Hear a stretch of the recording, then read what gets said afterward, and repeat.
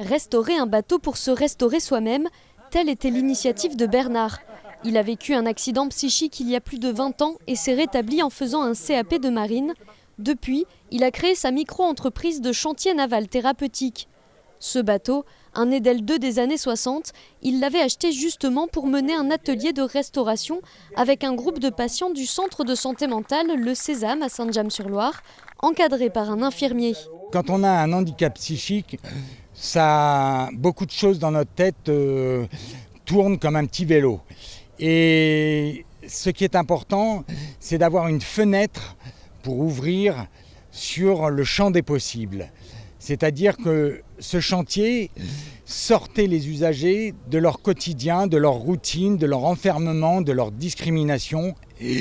Et dans le concret, dans le collectif, ils se réappropriaient leur capacité d'agir. Il aura fallu plus d'1 an et 10 000 € au petit groupe pour retaper l'embarcation et la rendre de nouveau navigable. Ce matin-là, c'est le grand jour. À la base nautique d'Angers, le bateau nommé Dafrod est mis à l'eau. C'est une nouvelle vie qui commence pour cet Edel 2, comme pour ceux qui l'ont restauré.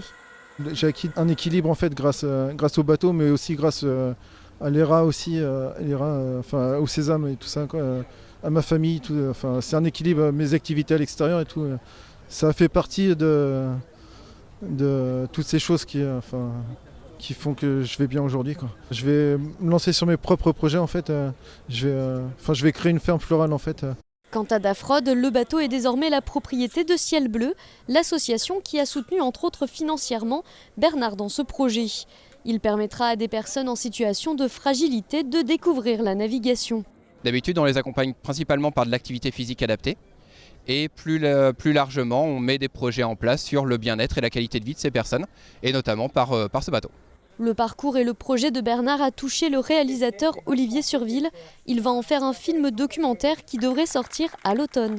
Il y a eu déjà des chantiers navals thérapeutiques, mais c'est le premier qui est conduit, c'est le premier qui est animé et initié par quelqu'un qui est déjà issu de la santé mentale. Donc voilà, c'est une primeur et ça montre que, que quand on a rencontré une pathologie dans la santé mentale, on peut encore vivre, être heureux, avoir des projets, trouver le bonheur, trouver l'équilibre et se rétablir. Ça c'est l'idée, une idée importante du film.